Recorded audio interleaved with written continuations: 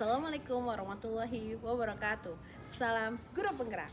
Saya Delia Ulfa Hoirunisa, calon guru penggerak Angkatan 11 Kota Cimahi. Pada kali ini, saya akan mendiseminasikan modul 1.4 Budaya Positif ke rekan guru-guru di SD Negeri Linggabudi. Selamat menyaksikan. Assalamualaikum warahmatullahi wabarakatuh. Waalaikumsalam warahmatullahi wabarakatuh. Sebelumnya, perkenalkan saya Delia Ulfa Hoirunisa dan Ibu Yevi Sugiarti. kami adalah calon guru penggerak Angkatan 11 Kota Cimahi. Hari ini kami diberi tugas untuk mendiseminasikan aksi nyata modul 1.4 ke ibu bapak sekalian. Sebelumnya kita sudah tag ya Bu sebelumnya dan ternyata tidak tersimpan. Lupa apa? Wayahnya ya Bu, kita bapak ibu bapak kita tag ulang lagi seperti itu. Sebelumnya terima kasih atas kehadiran ibu bapak memenuhi undangan kita berdua ya. Kami sangat mengapresiasi dan bangga ditaruh di konsumsinya ya ibu bapak. Silakan pada masuk. Untuk memulai kegiatan hari ini, mari kita berdoa ya. Berdoa dengan membaca bismillah bersama-sama.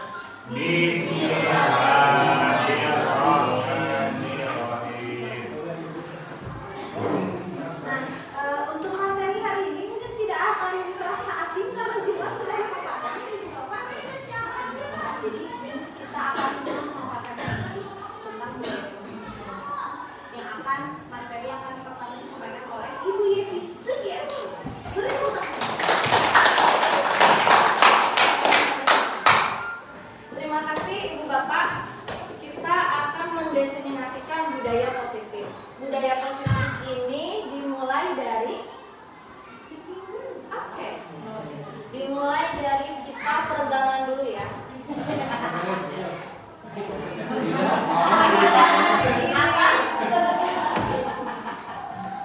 Ya, begini ya. Oh begitu ya. Sebentar, Ibu Bapak. Udah pencet nggak? Sudah? Next. Ibu Bapak kita berdiri Berdiri dulu yuk sebentar. Ayo. Siap. Oke. Semua duduk. Kita senam pinguin dulu ya. Topengnya mana, Bu?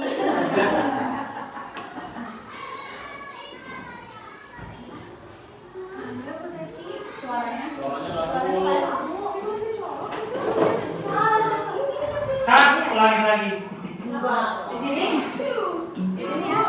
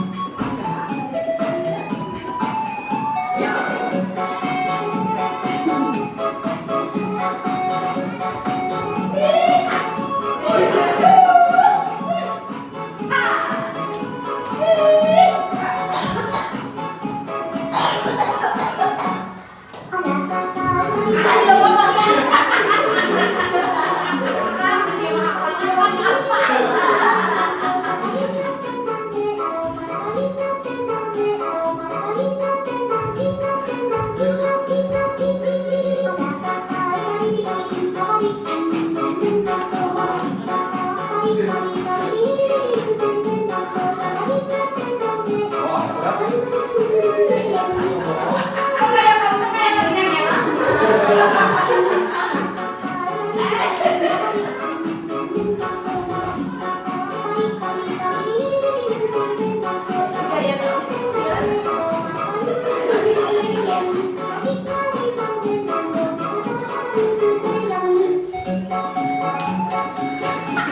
Alhamdulillah.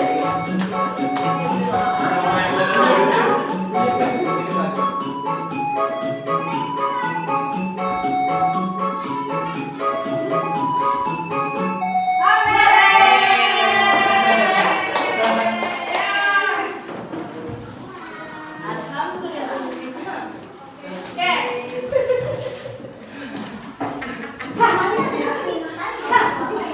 Olahraga kenapa lagi?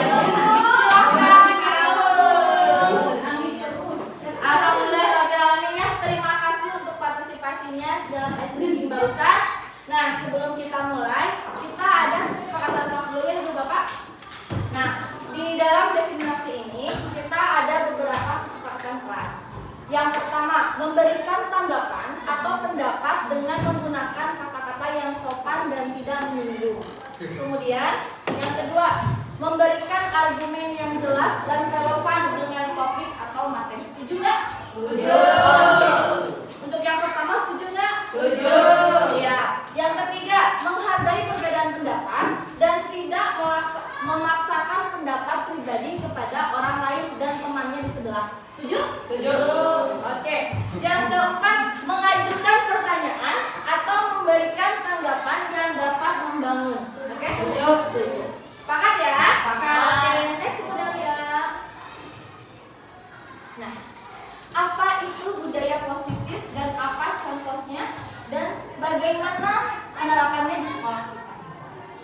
Budaya positif adalah nilai-nilai yang diyakini dan diterapkan oleh sekelompok orang dalam jangka waktu tertentu sehingga menjadi suatu kebiasaan. Kebiasaan baik tersebut nantinya akan tumbuh menjadi karakter yang positif. Bu. Nah, ini adalah beberapa contoh. Siapa Bu? Oh, Ramdan. Ya, contohnya ya, Ramdan di sebelah kiri adalah mencoret-coret tembok atau benteng sekolah, merupakan sebuah budaya negatif. Sementara siapa ini ya? Hani membersihkan sampah bersama dengan Afika. Nah, ini merupakan budaya positif ini ya. Kemudian, oke, di sini siapa Bu ini? Pak Ucap dengan Kak Dadan. Ini adalah hal yang negatif, tidak boleh ya. Sama Pak Asep itu bro. Nah, sementara budaya positif yang bisa ditampilkan adalah seperti sekolah kita yaitu sopan, santun atau 5S. Seperti yang dilakukan oleh Pak Cecep, Pak Ilham dan Yang kedua Bu Atik. Bu Yevi. Isi bosan Bu Yevi lagi. Enggak ada. Oke. Ya, Enggak pernah ya. ya, bosan banget. Kenapa Pak yang lain itu yang baik-baiknya teh selalu itu? Karena fotonya nggak ada. Dokumentasinya hanya ini. Oke, ya. Selanjutnya ini budaya anak mengkontek. Itu kan budaya negatif ya. Nah, lalu kemudian anak mengerjakan sendiri. Kenapa di kelas ini? Ya karena memang kita sekarang di kelas ini ya. Anak di kelas ini. Oke ya. Selanjutnya, oke. Bagaimana penerapan budaya positif di sekolah? Yang tadi kita sekarang akan membahas 4 poin. Yang pertama, memahami teori motivasi perilaku dan kebutuhan dasar manusia. Nanti itu akan dilakukan oleh saya. Kemudian pembentukan keyakinan kelas oleh Bu Delia. 5 posisi kontrol oleh saya dan segitiga restitusi oleh Bu Delia. Posisi apa tuh? Kontrol. Oh, Oke. Ya. Selama ini di kita ada miskonsepsi. Mis itu adalah ya, salah persepsi ya. Dalam rangka menciptakan lingkungan yang positif, salah satu strategi yang perlu kita tinjau kembali adalah penerapan disiplin di sekolah kita. Orang dewasa memiliki hak untuk memaksa guru mengontrol murid dengan hukuman dan ancaman. Itu masih dianggap yang paling efektif selama ini dalam mendisiplinkan. Nah, kritikan membuat orang merasa bersalah dan dapat menguatkan karakter. Semua penguatan positif efektif dan tidak bermanfaat. Jadi intinya selama ini kita tuh lebih kepada ketika menghukum, memberi ancaman, itu itu adalah hal yang terbaik atau efektif. Padahal next. Nah, padahal ada perubahan paradigma dari miskonsepsi ini menjadi disiplin positif. Jadi, penerapan disiplin positif akan memunculkan karakter disiplin dari dalam diri mereka sendiri. Jadi, si anak itu akan terbiasa disiplin positifnya tanpa harus diancam atau diberi hukuman.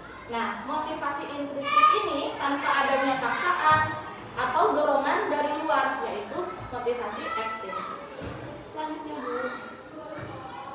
Oke. Paradigma disiplin positif. Yang pertama, hukuman.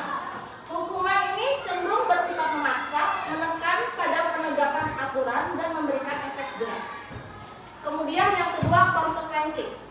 Konsekuensi ini membantu murid memahami hubungan sebab akibat antara tindakan mereka dan hasil, serta mendorong mereka untuk mengambil tanggung jawab atas perilakunya. Jadi mereka udah tahu. Kemudian restitusi.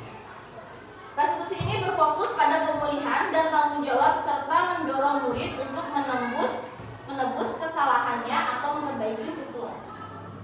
Selanjutnya. Oke, nah ini ada beberapa teori perilaku manusia, yaitu yang pertama, menghindari ketidaknyamanan atau hukuman. Jadi pada dasarnya manusia itu akan menghindari ketidaknyamanan dan suatu hukuman, ya. Kemudian manusia itu kebanyakan ingin mendapatkan imbalan atau penghargaan dari orang lain. Selanjutnya, benar ya? Menjadi orang yang mereka inginkan dan menghargai diri sendiri dengan nilai-nilai yang mereka percaya. Jadi sebenarnya manusia itu butuh kebebasan akan dirinya sendiri. Selanjutnya, bebas. Kebutuhan dasar manusia ada 5. Yang pertama, bertahan hidup. Jadi kebutuhan yang bersifat fisiologis, misalnya rasa lapar atau rasa aman, itu adalah untuk bertahan hidup. Kemudian manusia pun cinta dan kasih sayang. Manusia itu membutuhkan suatu kasih sayang, diterima, terhubung dengan orang lain dan berhubungan baik, ya. Jadi butuh cinta dan rasa kasih sayang. Kemudian manusia pun membutuhkan penguasaan.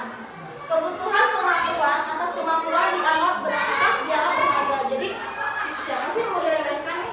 Jadi pasti semua manusia itu ingin dianggap bahwa dia berharga. Next, kemudian kebebasan kebutuhan.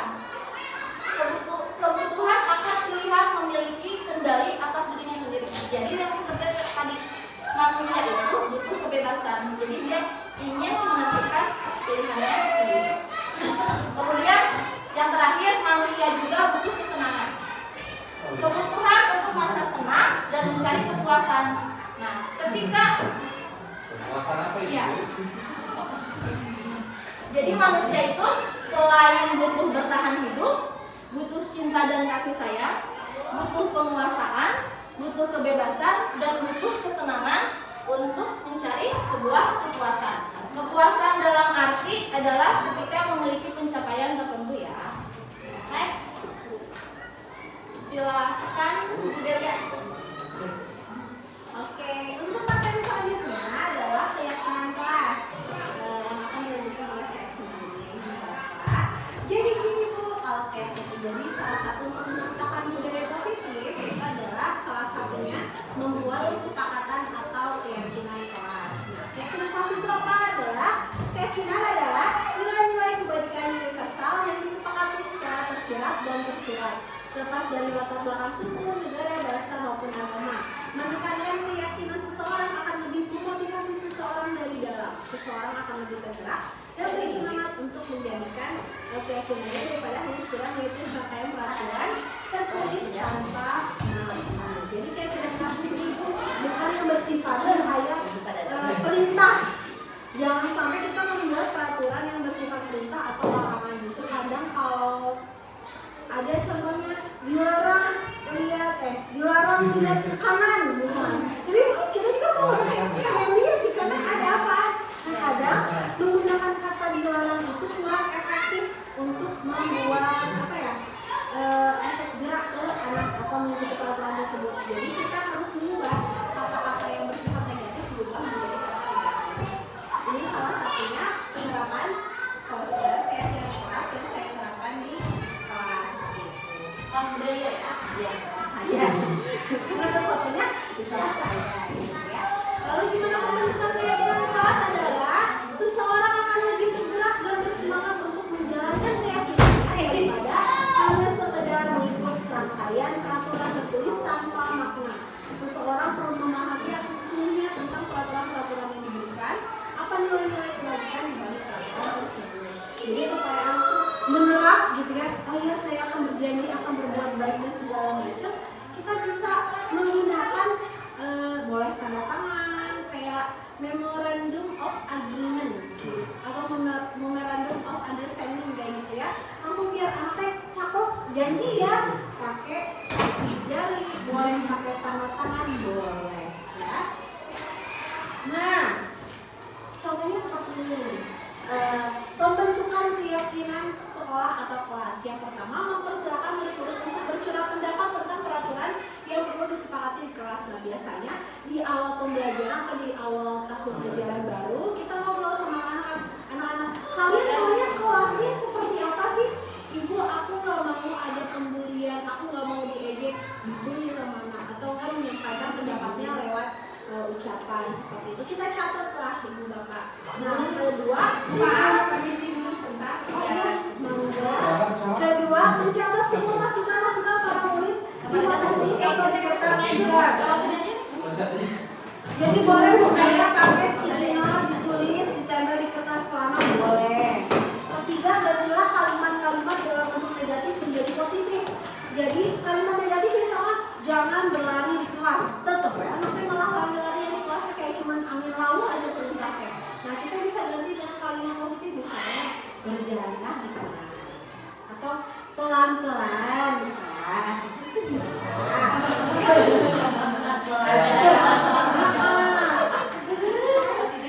Keempat, gantilah kalimat-kalimat dalam bentuk negatif. Ini masih sama ya, salah.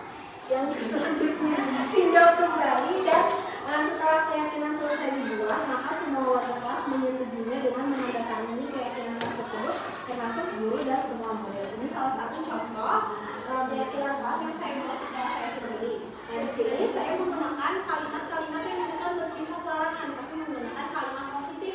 Misalkan jangan membuli, misal kita ganti jadi menghargai guru dan teman. Jangan pakai sepatu selain hitam, kita bisa ganti jadi berpakaian rapi. Terus jangan membuang sampah sembarangan, kita bisa ganti jadi menjaga kebersihan kelas dan sekolah. Jangan berbicara kasar, jangan ngomong anjing coplok, boleh diganti berbicaralah baik dan sopan seperti itu. Jangan mencontek, bisa tertib saat proses belajar. Jadi kita ubah kalimat-kalimat negatif menjadi positif. Nah, selanjutnya ibu. Nah, kita coba tebak-tebakan sama ibu bapak sekalian. Masih ingat nggak ya? Kemarin? Masih ingat nggak tebak-tebakannya? Nah, kita cocokkan yang bulat biru ini dengan bulat oranye, ya. Dilarang mengganggu orang. Kira-kira itu apa jawabannya? Kalimat positifnya seperti Oh, apa? saling menghormati. Coba digeser bu, geser ke pojok sini yang oranye. Yang ini? Ya. Oke. Sama yang ini kita geser. Sama ini? Ya. Oke. Di tempat ditimpain. Nah Yeay, seperti itu. bener nggak sih? Belum. Lalu yang kedua, dilarang memakai sepatu selain hitam, berarti boleh pakai yang mana tuh? Berpakaian yang rapi. Ih, pinter bu bapak. Geser ke sana. Oh. Yang ketiga, dilarang membuang sampah sembarangan. Buang sampah pada tempatnya. Oke, bisa. Sekali salah ya. Ini nggak ada pilihannya. Dilarang menggunakan narkoba atau obat terlarang. Jauhilah obat-obat terlarang. Next. Bisa ya ibu bapak? Bisa. Oke, untuk materi selanjutnya akan disampaikan oleh Bu Yevi tentang 5 posisi kelompok. Kalau mau nonton di Ya. Ya. Oke. Nah, untuk 5 posisi kontrol ini kita harus mengklik dulu ya. Mohon ibu dan bapak memperhatikan video berikut. Wih, posisi kontrolnya. Ya, 5 posisi kontrol. Yang pertama, Salam bahagia ibu dan bapak guru hebat. Dalam penerapan disiplin positif restitusi, salah satu program yang dikembangkan adalah 5 posisi kontrol. 5 posisi kontrol dalam restitusi adalah proses perjalanan seorang pendidik agar dapat mengenali dirinya.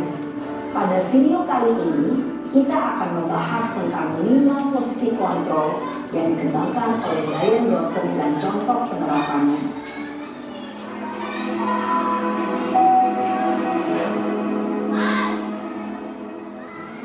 5 posisi kontrol itu adalah 1. Posisi penghukum, 2. Posisi pembuat merasa bersalah, 3. Posisi teman, 4. Posisi pemantau atau monitor, dan 5. Posisi manajer. Untuk lebih memahami kelima posisi tersebut, mari kita saksikan kasus Naren yang terlambat hadir 20 menit di sekolah dan melihat bagaimana kelima posisi kontrol dalam menghadapi masalah tersebut. posisi penghukum dari Naren yang telat 20 menit.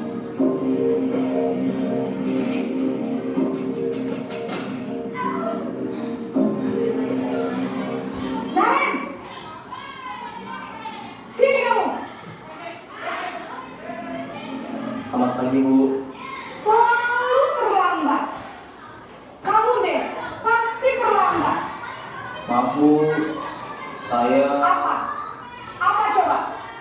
Alasan kamu apa lagi? eh, Kapan sih kamu tidak terlambat? Malas sekali ya kamu jadi anak.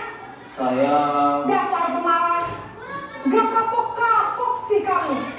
Sudah berapa kali terlambat? Sana, kamu keliling lapangan basket 2 kali. kenapa saya harus keliling lapangan basket, Bu? Kenapa? Kamu melawan ibu. Berani-beraninya jawab. Sudah terlambat, masih berani jawab pula. Sekarang, keliling lapangan basket 5 kali sekalian. Biar kapok. Cepat. Pergi sana ke lapangan basket. Posisi penghukum biasanya berbicara dengan nada tinggi, menghardik, menunjuk-nunjuk, menyakiti, dan menyindir. Hukuman bisa berupa fisik maupun psikis. Ibu dan bapak guru hebat, dampak yang terjadi pada murid ketika guru berada pada posisi penghukum adalah murid cenderung akan memberontak, bahkan menyimpan dendam.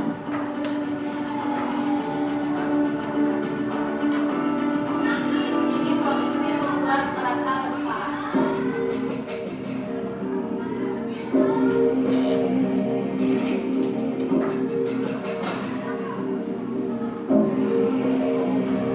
Naren!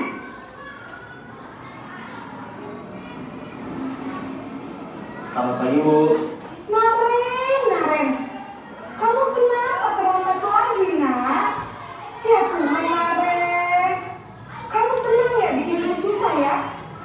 Kalau kamu terlambat lagi, nanti ibu yang ditegur bapak kepala sekolah, nak. Disangka ibu tidak bisa membina kamu. Duh, gimana ini? Maaf, Bu. Duh, Gusti Naren. Kamu suka ya kalau ibu ditegur bapak kepala sekolah? Terus, sekarang ibu harus tulis apa yang di buku absen? Ini kamu sudah sering terlambat loh. Ibu harus apa coba? Maaf, Bu. Maaf sekali. Ya sudah, lain kali jangan bikin ibu susah lagi ya nak ya. Ibu tidak akan kuat lagi kalau kamu begini terus. Bisa jantungan kalau ibu ditegur bapak kepala sekolah. Sana cepat ke kelas. Maaf ya, Bu. Maaf sekali. Posisi pembuat rasa bersalah berbicara dengan nada tenang, cenderung lembut. Namun kata-kata yang diutarakan membuat murid merasa menjadi orang yang gagal, memandang buruk dirinya sendiri, merasa tidak berharga, dan tidak sanggup membahagiakan orang lain. Ketika guru mengambil posisi pembuat rasa bersalah, murid akan menganggap dirinya yang bersalah dan ia akan menyimpan emosi negatif tersebut di dalam dirinya.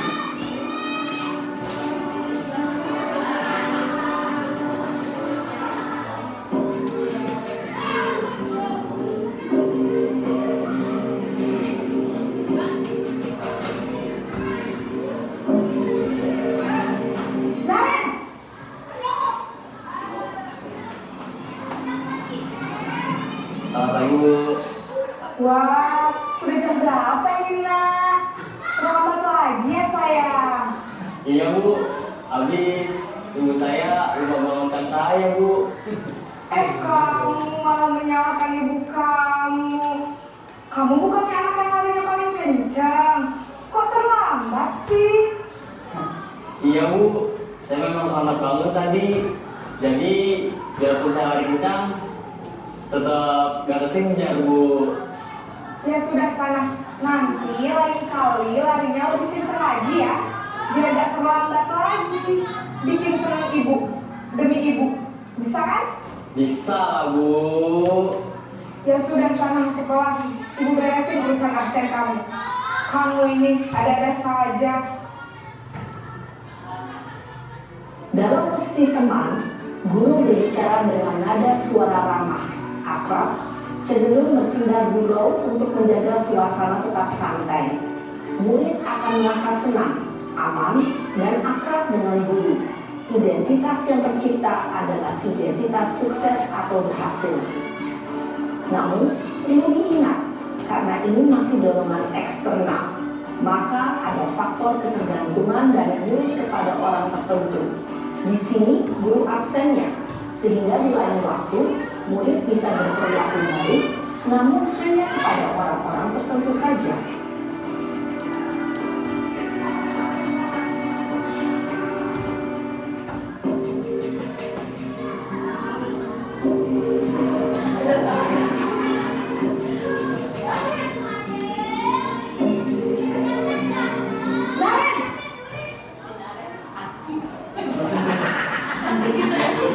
Selamat pagi Bu. Naren, apa peraturan sekolah kita tentang jam berapa kita harus masuk sekolah, Nak? Kita harus di sekolah jam 7 Bu. Iya betul, sekarang sudah jam 7.20. Naren sudah tahu konsekuensinya jika terlambat hadir. Paham Bu, saya harus tinggal kelas pas jam istirahat selama 20 menit. Iya benar, konsekuensinya demikian. Jadi nanti jam 9.30 pas istirahat, kamu harus tinggal di kelas, kerjakan tugas tambahan untuk ketertinggalan kamu, ya?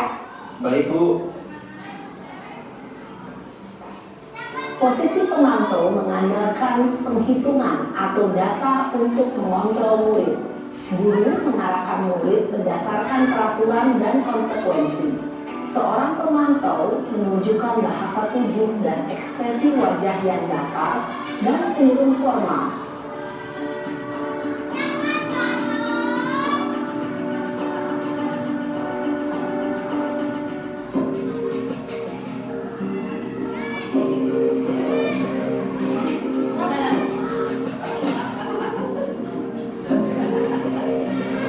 Naren!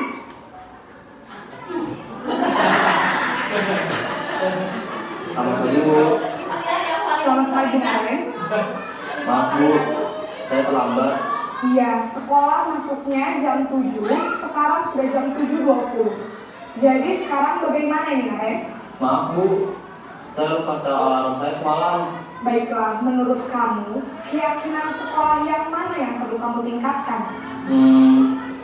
Menghargai diri sendiri dan orang lain mungkin ya Bu. Setuju. Jadi, apakah Naren meyakini prinsip saling menghormati tersebut? Iya Bu, saya meyakininya. Apakah Naren bersedia memperbaiki masalah keterlambatan ini? Bersedia Bu. Bagaimana kamu akan perbaiki masalah keterlambatan ini? Saya akan coba untuk tidak lupa menyetel alarm saya, Bu. Baik, kalau Naren menyetel alarm di rumah, ada orang yang kira-kira bisa bantu mengingatkan tidak? Ada, Bu. Kakak saya, Kak Emma. Ada lagi selain Kak Emma? Selain Kak Emma, ada ibu saya. Baik, jadi yang mengingatkan Naren adalah Kak Emma dan ibu kamu ya? Kira-kira akan mulai set alarm kapan nih, Naren? Setelah pulang sekolah, akan segera saya lakukan. Baik, jadi Naren akan setel alarm untuk bangun besok pagi dan akan diingatkan oleh kakak dan ibunda Naren ya. Ada lagi yang mungkin perlu dilakukan Naren agar tidak terlambat bangun lagi. Tidak ada, Bu. Baik Naren, terima kasih untuk udah sama kamu. Sekarang kamu perlu kembali ke kelas untuk belajar. Baik, Bu. Terima kasih. Posisi manajer adalah posisi kontrol yang disarankan untuk membimbing murid memiliki sikap disiplin yang positif, yaitu murid yang mandiri, bertanggung jawab, dan dapat memecahkan masalah. Tujuan dari posisi ini adalah agar murid dapat berefleksi atas tindakannya. Guru akan dengan tulus memberikan pertanyaan-pertanyaan bermakna, sehingga membuat murid dapat belajar dari kesalahannya dan mencari sebuah solusi untuk menyelesaikannya. Ibu dan bapak guru hebat, setelah mengamati adegan kelima posisi kontrol tadi, kira-kira posisi mana yang paling ideal? Posisi mana yang dapat menunjang motivasi intensif murid? Ya, tentu posisi manajer. Posisi ini memang posisi ideal yang ingin dituju setiap pendidik. Pada posisi inilah, guru dapat menerapkan disiplin positif. Nah, tadi kita sudah menyaksikan bagaimana adegan Naren dan Ibu absensi, ya, tentang 5 posisi kontrol. Ini yang pertama pembunuh, yang kedua pembuat rasa bersalah, yang ketiga teman, yang keempat memantau dan manajer. Menurut di video tersebut bahwa posisi manajerlah yang terbaik untuk anak-anak kita, karena anak akan direfleksi, akan sadar kesalahannya dan memperbaikinya seperti apa. Nah, menurut ibu bapak, apakah hanya manajer posisi kontrol yang baik untuk anak, ataukah ada yang lain? Dengan alasannya? Apakah cukup manajer aja? Teman. Kenapa, Bu? Kamu bisa belajar kurang ya. Terkadang itu kita sebagai posisi teman. Ada yang lain? Ya? Selain manajer, saya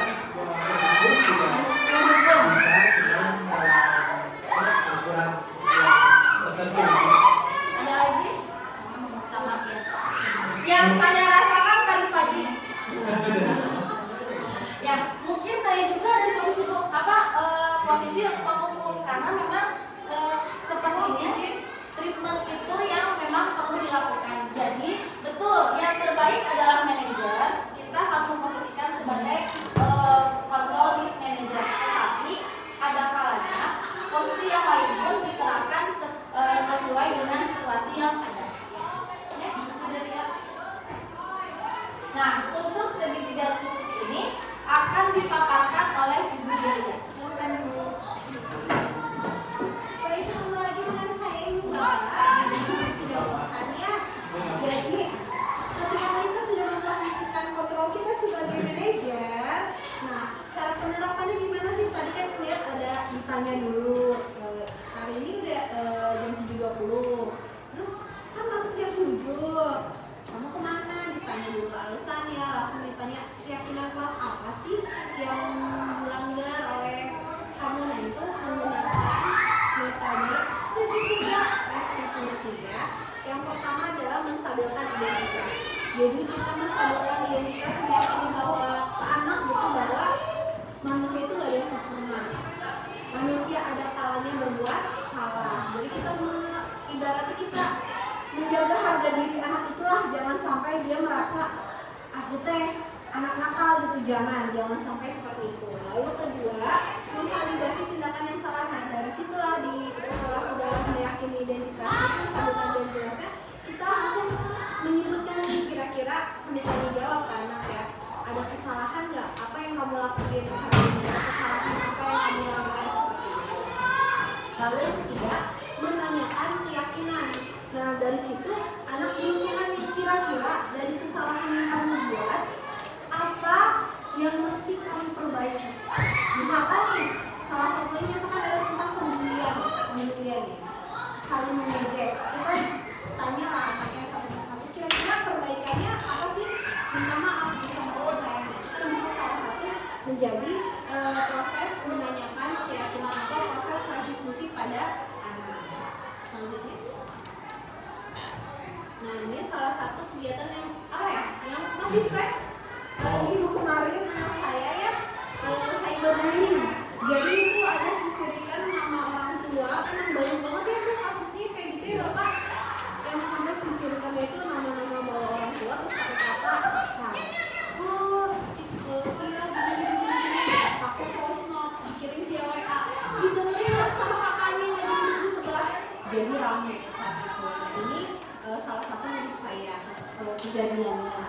Nah di melestarikan identitas itu kita harus memberikan kata-kata yang bikin anak tenang dan tidak merasa ada dirinya tercoreng seperti itu. Misalkan kayak berbuat salah itu nggak apa-apa, nggak ada manusia yang sempurna dan lain-lain seperti itu. Lalu yang kedua, memvalidasi tindakan yang salah. Nah dari situ kita langsung mulai menanyakan lagi nih pelanggaran-pelanggaran apa yang sudah diperbuat. Terus juga nanya alasannya kenapa sih kok kamu ngelakuin kayak gitu. Nah juga bisa untuk memperdalam lagi di proses validasi tindakan yang salah.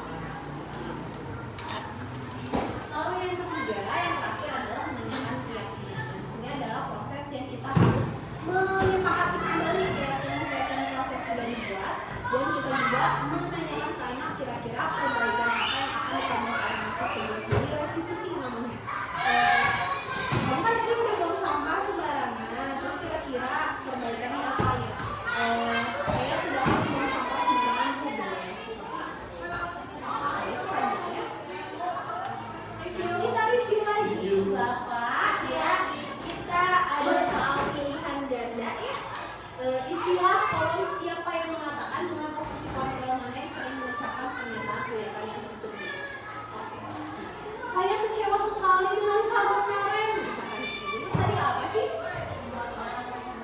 Membuat orang merasa bersalah, betul ya. Nah biasanya membuat orang merasa bersalah tuh. Selanjutnya, belum ke bawah slide, ke bawah. Oh ya, bisa kelihatan sampai sini. Jangan sampai ke bawah. Jangan sampai ke bawah. Gimana sih? Ininya,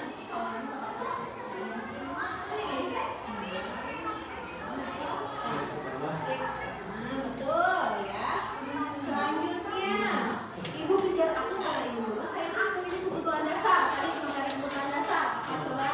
Kebutuhan dasar manusia. Sayang. Kita kasih sayang. Iya, tadi kita dan kasih sayang. Cetis di bagian atas nih. Ada tiga gitu ya.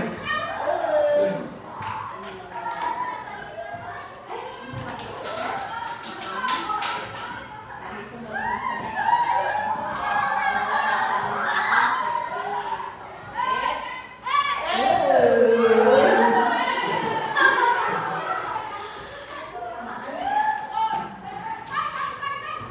Jadi biasanya kalau buat merasa bersalah biasanya perempuan sih.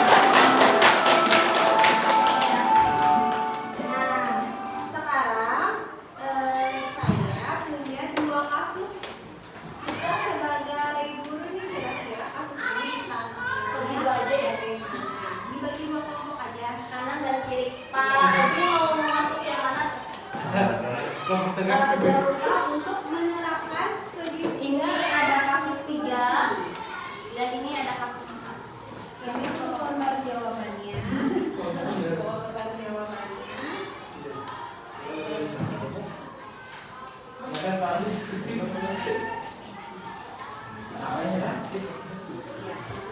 Nah, di situ juga ada pertanyaannya, ya.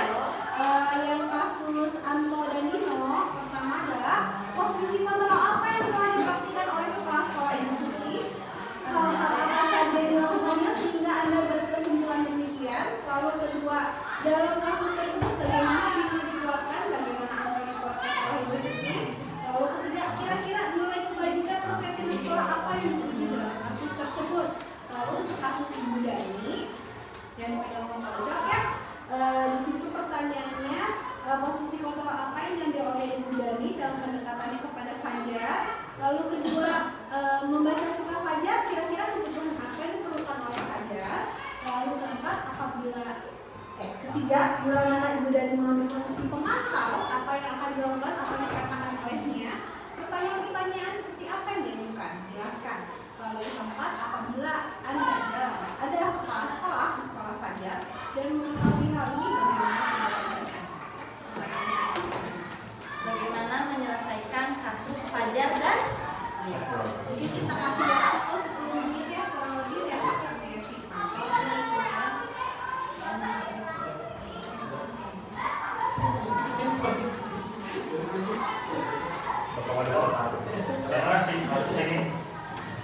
ini tentang siapa nih kalau sebentarnya? Oh, Dino dan Fajar. Kemarin.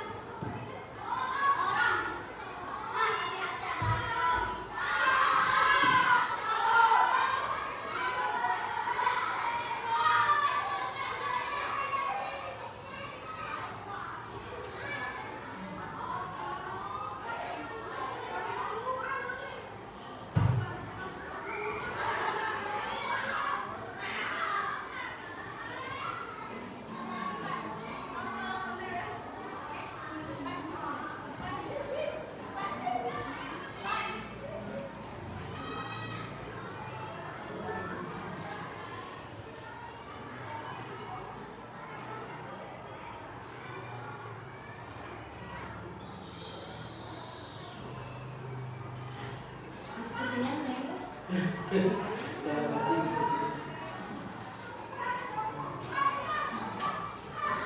Kalau itu kasih ide mau sama kepada Ya, kasih ide dan pikiran pada kalian, siapa tahu menambah-nambah ini.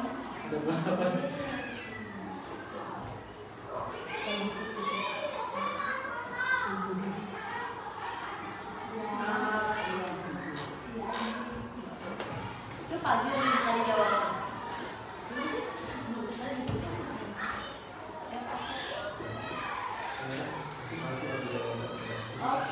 Udah transfer bagus. Oke, sip. Masya Allah sekali ya. Ya, 4 pertanyaan sudah? Ih, Bisa. kan tadi Bapak yang mau menerangkan. Oh, itu dia bagian orasi. Oh, pojok. Nanti dipaparkan ya. Mau baca ini. Oke, alhamdulillahirobbilalamin ya. Selesai diskusinya.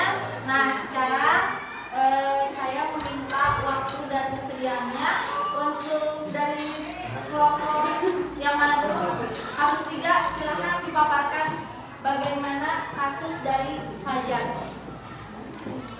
Ya, Pak. Oh, depan. Di depan dong. Bagus banget yang berbeda.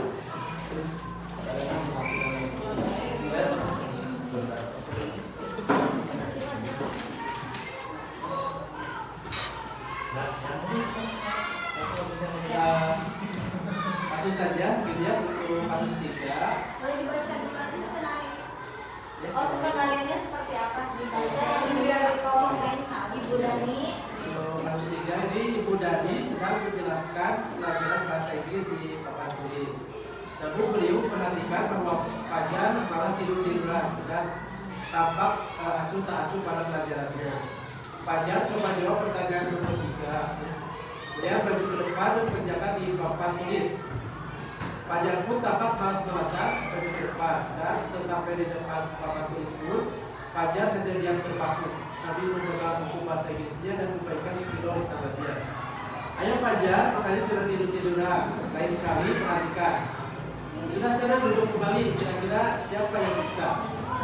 Fajar pun kembali duduk di bangkunya. Hal seperti ini sudah seringkali terjadi pada Fajar, seperti tidak memperhatikan acuh tak acuh dan nilai-nilainya pun tidak terlalu baik untuk pelajaran bahasa Inggris. Pada saat ditegur oleh Ibu Dani, Fajar hanya menjawab, tidak tahu Bu. Ibu Dani itu menjawab diri, di mana kamu Fajar? Kamu tidak kasihan sama ibu ya? Ibu sudah capek-capek mengajarkan kamu. Tidak kasihan sama ibu. Dan Fajar pun dia berbisu. Ya. Solusi Ya, dari solusi kasus tersebut adalah Ya. Nomor 1 ya, posisi kontrol yang diambil oleh Ibu Dani dalam pendekatan kepada Fajar adalah membuat orang merasa bersalah. membuat orang merasa bersalah. Ya, di sini terlihat dari kata Ibu Dani seperti ayo Fajar, makanya jangan tidur-tiduran. Selain lain kali perhatikan seperti itu. Kemudian kalau membaca sifat Fajar, kebutuhan yang diperlukan oleh Fajar itu adalah yang pertama adalah cinta dan kasih sayang. Cinta dan kasih sayang. Dan membutuhkan cinta dan kasih Ya. sayang. Kemudian ini juga memiliki keinginan untuk tetap tumbuh dengan orang lain. Kemudian kebutuhan kebebasan. Dan Kebebasan akan kebebasan. Oke. Benar. Dan untuk ketiga, dan jika Ibu Dani mengambil posisi pemantau, ya, apa yang akan dilakukan atau dikatakan olehnya? Jadi seperti Fajar, tahu kamu kewajiban siswa itu apa? Ya. Atau lalu benarkah tidur-tiduran dan acuh di kelas itu sesuai dengan kewajiban di kelas? Ya. Kemudian yang keempat, apabila Anda adalah kepala sekolah di sekolah Fajar dan mengetahui hal ini, bagaimana tindak lanjut Anda? Nah, di sini kita harus mencari tahu latar belakang alasan dari tindakan Fajar tersebut. Ya, kemudian melakukan tindak lanjut dengan kompisit atau kunjungan ini agar ada perbaikan dari Fajar dan memfasilitasi adanya bimbingan dan konseling. Oke. Sekian. Terima kasih. Terima kasih ya untuk pemaparannya bagaimana menangani kasus Fajar. Jadi terungkap ya Ibu dari cerita-cerita yang tadi kasus ini terbaca membuat merasa bersalah kayak Fajar, kamu nggak kasihan sama ibu udah capek-capek Harus sambil gambar. gitu kan. Itu tuh benar jadi emas anaknya merasa bersalah misalnya ya gitu. Jadi kita masih dikasih tahu. Oke, selanjutnya kasus Dino dan Anto. Anto. Silahkan Ibu Hani. Bagaimana kasusnya? Mau baca dulu? Silahkan. Ya, baca dulu. Iya. Kasus 4, Ya. kasus Anto dan Dino. Anto dan Dino sedang bermain bersama di lapangan basket, ya. Dan tiba-tiba terlibat dalam sebuah pertengkaran adu mulut. Dino pun menjadi emosi dan mengadakan kontak fisik. Gelut. Menarik kemeja Anto, Dino menarik kemeja Anto dengan kasar sampai 3 kancingnya terlepas. Pada saat itu, guru piket langsung melerai mereka dan membawa mereka ke ruang kelas sekolah. Ibu Suti sebagai kepala sekolah berupaya menenangkan keduanya, terutama Dino. Seperti ini. Oke. Coba praktekin nih, Praktekin. Dino, Ya. sepertinya kamu saat ini sedang marah sekali. Mendengarkan itu, Dino pun kembali bercerita tentang kekesalan hatinya. Ibu Suti pun melanjutkan bahwa membuat kesalahan adalah hal yang manusiawi dan bahwa mempertahankan diri adalah hal yang penting. Namun, meminta Dino memikirkan cara lain yang mungkin lebih efektif karena saat ini Dino berada di ruang kelas. Ibu Suti melanjutkan bertanya bukan keyakinan sekolah yang disepakati, serta apakah Dino bersedia memperbaiki kesalahan yang telah dilakukan terhadap Anto. Dino pun akhirnya perlahan mengangguk. Kemudian Ibu Suti baru bertanya kepada Anto hal apa yang bisa dilakukan Dino untuk memperbaiki masalahnya. Anto menjawab, saya perlu kancing saya diperbaiki. Yang 3 kancing itu. Betul. Ibu, saya sangat marah kalau melihat kancing baju saya sampai copot 3 kancing begini. Ibu Suti pun kembali bertanya ke Dino, apakah yang akan dia lakukan untuk mengganti 3 kancing Anda yang terlepas? Dino berpikir sejenak, namun menjawab, wah tidak tahu Bu, saya kembali mungkin ya Bu, kata Dino. Ibu Suti berpikir sebentar dan menanggapi, kalau dilem akan mudah terlepas kembali Dino. Oh iya. Bagaimana kalau kamu menjahit saja? Bersediakah kamu untuk menjahit kancingnya? Dino tampak ragu-ragu dan menanggapi, menjahit? Mana saya tahu bagaimana menjahit Ibu? Ibu Suti meneruskan, apakah kamu bersedia belajar menjahit? Dino berpikir sejenak, memandang kemeja Anto dan menanggapi, yang mengajari saya siapa Bu? Dengan cepat Ibu Suti menjawab, Pak Irfan, guru tata busana. Ada Pak Irfan. Dino kembali diam sejenak memandang kemeja Anto yang tanpa kancing. Akhirnya Dino mengangguk tanpa menyetujui dan sepanjang siang itu Dino belajar menjahit dan memperbaiki kemeja Anto. Terakhir kali terlihat kedua anak laki-laki tersebut, Dino dan Anto, pada jalan keluar sekolah. Mereka sudah bercengkrama dan bersenang-senang. Itu Resolusi dari jawabannya dari kasus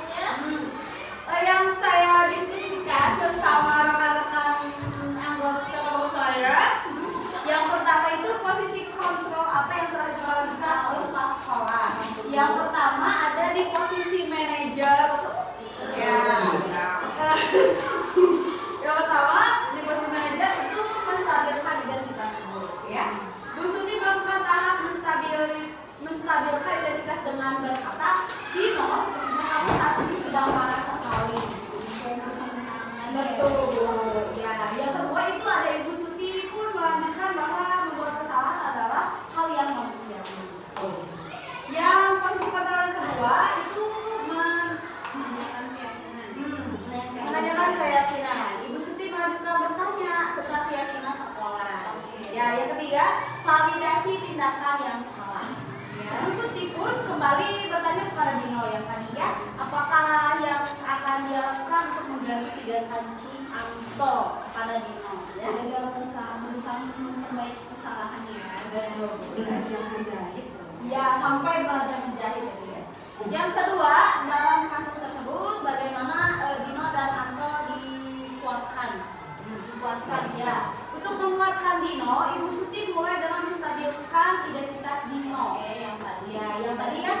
Ya. Yang kedua, untuk menguatkan Anto, Ibu Suti menanyakan keyakinan terlihat pada kalimat berikut. Nah, kalimatnya. Nah, ya, bertanya tentang keyakinan sekolah yang disepakati. Lanjut. Yang ketiga Ibu ya. Kira-kira Nilai-nilai kebajikan apa? Ya, betul. Itu. Ya. Ada 3 Ibu. Oke, Ya, 1. Yang pertama saling menghormati. Oke. Ya. Yang kedua tenggang rasa. Tenggang rasa. Yang ketiga tanggung jawab.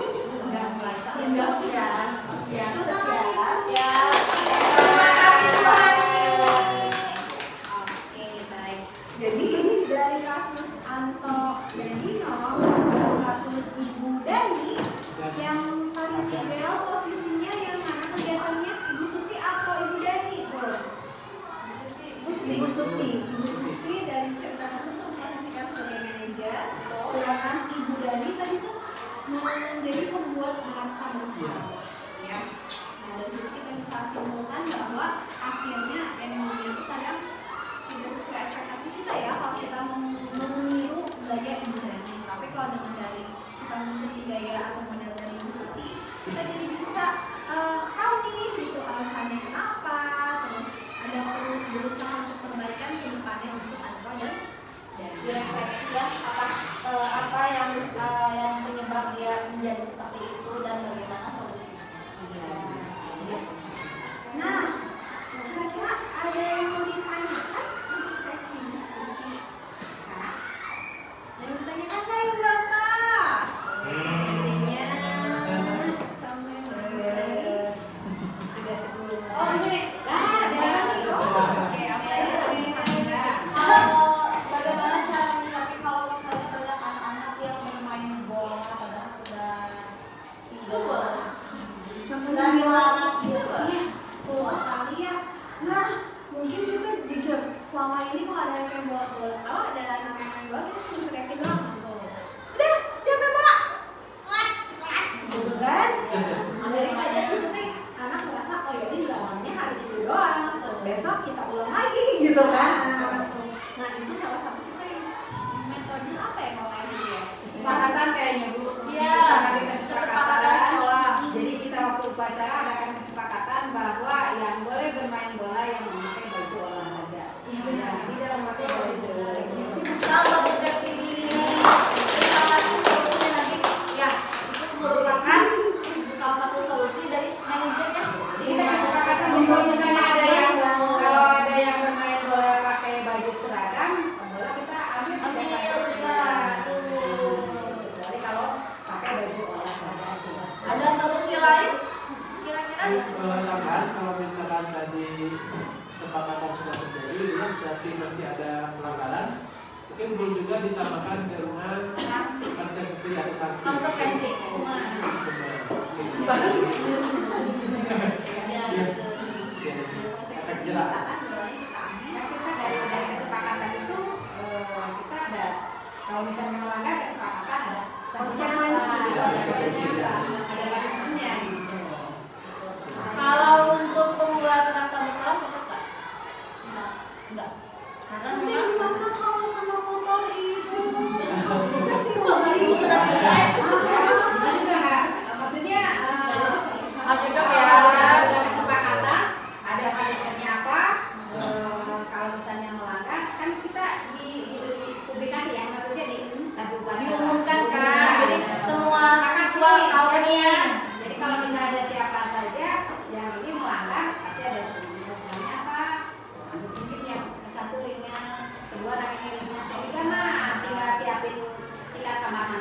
Bukan karet Bu. Bukan karet. Ya, enggak. Sekarang mandi aja. Sebenarnya berarti secara nggak langsung dengan meyakini kesepakatan sekolah.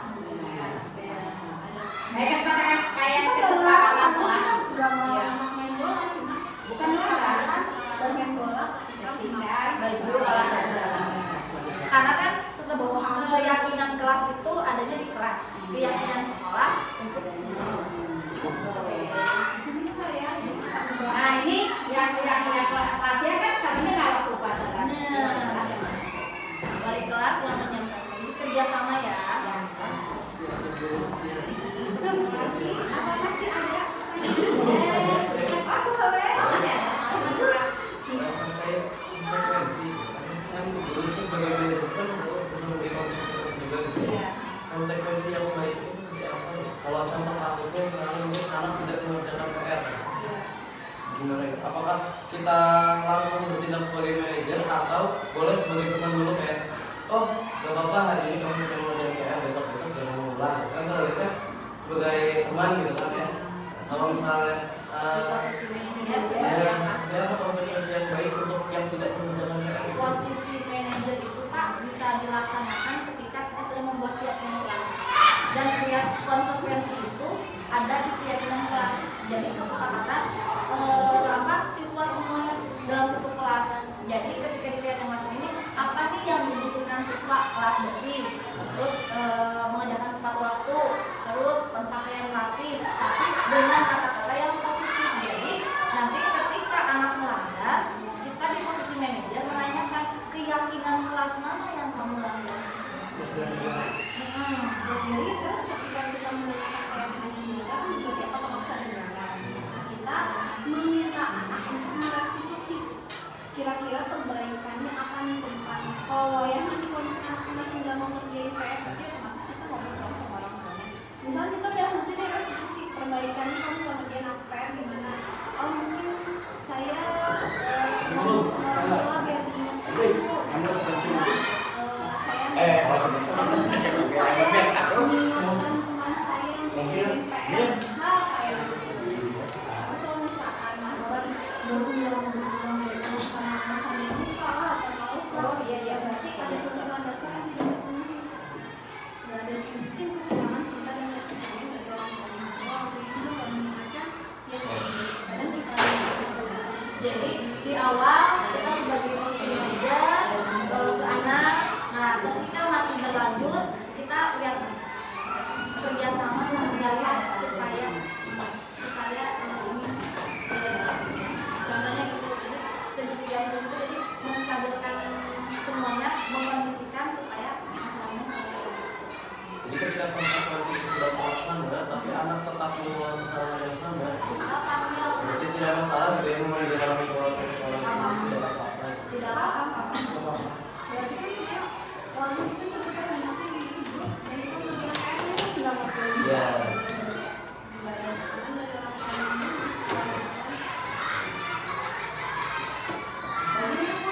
Wah, Alhamdulillah ya kebutuhan dasar manusia kita kesenangan dan kepuasan.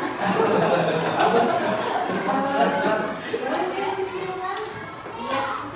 Alhamdulillahirobbilalamin, selesai diskusi kita ya untuk diseminasi budaya positif ini. Sepertinya ibu bapak sudah banyak memahami bagaimana pentingnya budaya positif